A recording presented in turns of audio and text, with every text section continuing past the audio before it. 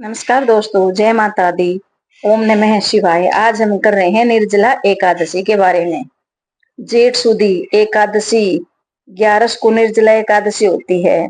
एकादशी के दिन सबको निर्जला एकादशी का व्रत करना चाहिए। जल भी नहीं पीना चाहिए। यदि बिना खाए पिए रहा जाए तो फलहार लेकर व्रत करें। एकादशी के दिन सब मटके में जल भरकर उसे ढक्कन से ढक दें और ढक्कन में चीनी व दक्षिणा फल इत्यादि रख दें। जिस ब्राह्मण को मटका दें उसी ब्राह्मणी को एकादशी के दिन एक एक सीधा और शरबत दें। मेहंदी लगाकर, नथ पहनकर, ओढ़नी ओढ़कर सबको एकादशी के दिन बयाना निकालना चाहिए।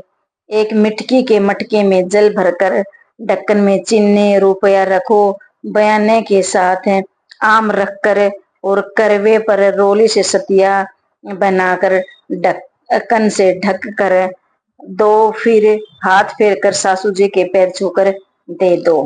अब है निर्जला एकादशी की व्रत कथा। युधिष्ठिर, एक समय की बात है, भीमसेन ने व्यास जी से कहा, ए भगवान। युधिष्ठिर युधिष्ठिर ने कहा, जनार्दन, जेठ मास के शुक्ल पक्ष में जो एकादशी पड़ती है, कृपा उसका वर्णन कीजिए। श्री भगवान बोले, राजन, इसका वर्णन परम धर्मात्मा सत्यवादी व्यास जी कहते थे, क्योंकि वे समस्त शास्त्रों के ज्ञाता थे और वेद प्रांगणों से परामर्गत विद्यमान हैं। तब व्यास जी कहने लगे, दोनों पक्ष की एकादशियों के दिन भोजन न करें। एकादशी के दिन स्नान आदि से पवित्र हों, फूलों से भगवान केशव की पूजा करें। फिर नित्य क्रम समाप्त होने के पश्चात अपने ब्राह्मणों को भोजन देकर अंत में स्वयं भोजन करें। राजन, जन शौचालय और मरण शौचालय में भी एकादशी को भोजन नहीं करना चाहिए। यह बात सुनकर भीमसेन बोले, परम बुद्धिमान पितामह है, मेरी उत्तम बात सुनिए।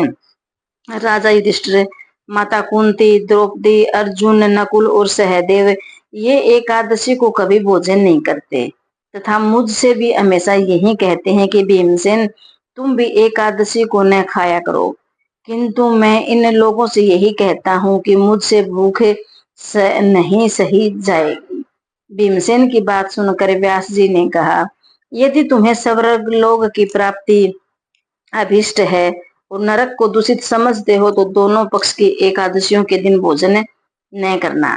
भीमसेन बोले, महाबुद्धिमान पितामह है, मैं आपके सामने सच्ची बात कहता हूँ, एक बार भोजन करके भी मुझसे व्रत नहीं किया जा सकता, फिर उपवास करके तो मैं रह ही कैसे सकता हूँ। मेरे उदर में वक नामक अग्नि सदा प्रज्वलित रहती है, अतः जब मैं बहुत अधिक खाता हूँ तभी वह शांत होती है।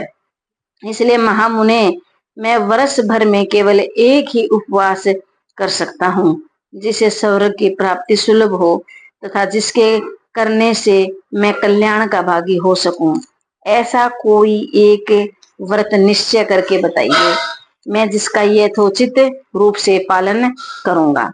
व्यास जी ने कहा, भीम श्रेष्ठ, जेठ मास में सूर्य वृष राशि में हो या मिथुन राशि पर शुक्ल पक्ष में जो एकादशी हो, उसका यत्न पूर्वक निर्जल व्रत करो। केवल कुल्ला या आचमन करने के लिए मुख में जल डाल सकते हो, उसको छोड़कर किसी प्रकार का जल विद्यमान पुरुष मुख में न डालें, अन्यथा व्रत भंग हो जाएगा। एकादशी को सूर्योदय से लेकर दूसरे दिन के सूर्योदय तक मनुष्य जल का त्याग करें तो वह व्रत पूर्ण होता है। तदंतर द्वादशी को प्रातः काल में भोजन करके ब्राह्मणों को विधि पूर्वक जल और स्वर्ण का दान करें। इस प्रकार वह सब कार्य पूरा करके जितेंद्रिय मनुष्य ब्राह्मणों के साथ भोजन करें। वर्ष भर में जितनी एकादशियां होती हैं, उन सब का फल निर्जला एकादशी के सेवन से मनुष्य प्राप्त कर लेता है, इसमें तनिक भी संदेह नहीं है। शंख, चक्र और गदा धारण करने वाले भगवान केशव ने मुझसे कहा था कि यदि मानव मानव सबको छोड़कर एकमात्र मेरी शरण में आ जाए और एकादशी को निराहार रहकर वह सब पापों से छूट जाता है।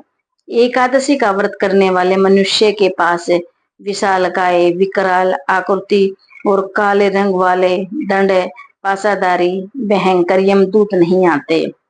अंत समय में पीतांबरधारी, सौम्य स्वभाव वाले, हाथ में सुदर्शन चक्र धारण करने वाले और मन के समान वेगशाली विष्णुदूत आखिर इस विष्णु पुरुष को भगवान विष्णु के धाम में ले जाते हैं। अंत में निर्जला एकादशी को पूर्ण यत्न करके उपवास और श्री हरि का पूजन करें। स्त्री हो या पुरुष, यदि उसने मेरु पर्वत के बराबर भी महान पाप किया हो तो भी वह सब इस एकादशी के व्रत के प्रभाव से भस्म हो जाता है। जो मनुष्य इस दिन जल के नियम का पालन करता है वह पुण्य का भागी होता है।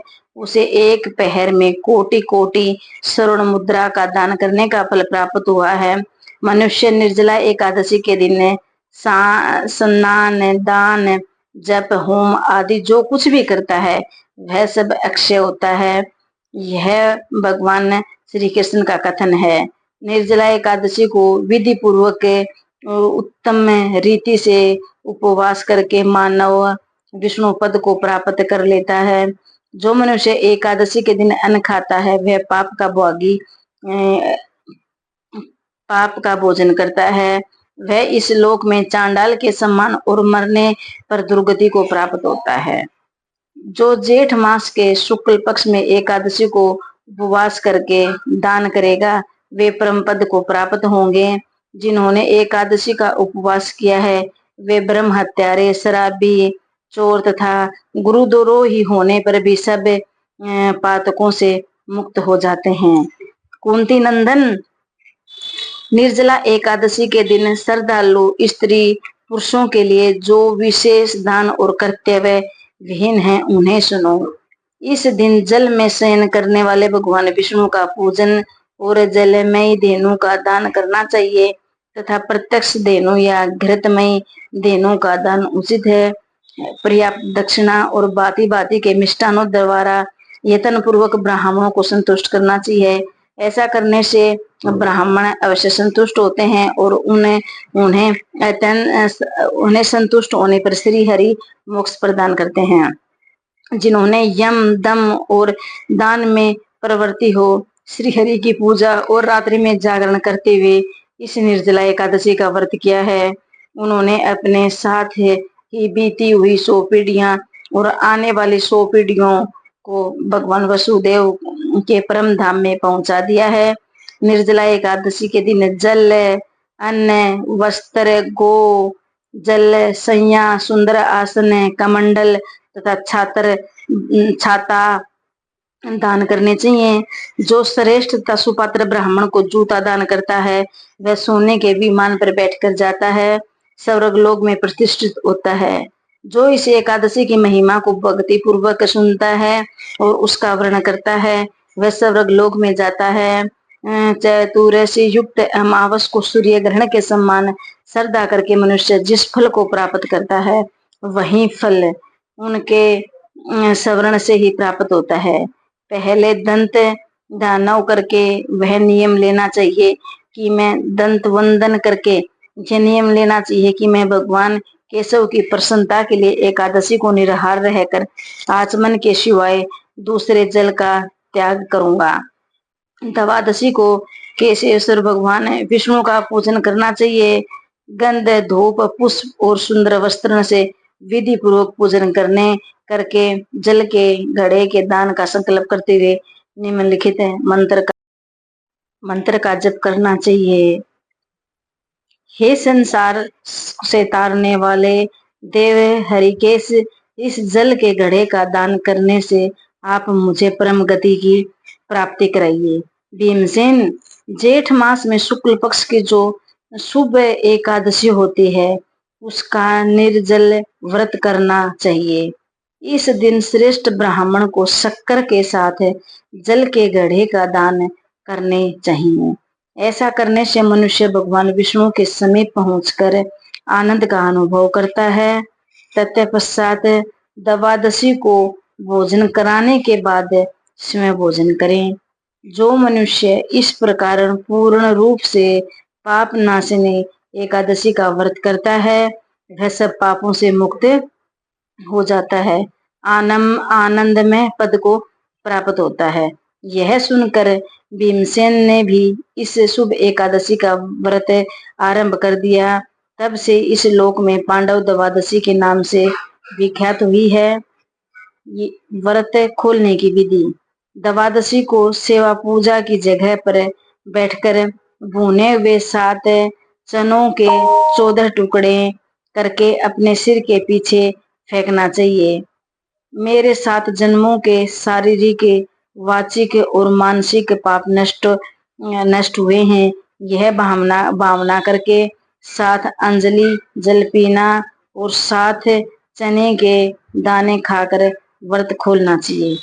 यह एकादशी निर्जला एकादशी की व्रत कथा इसे सुनना चाहिए। धन्यवाद दोस्तों। वीडियो अच्छी लगी हो तो चैनल को लाइक और सब्सक्राइब करना।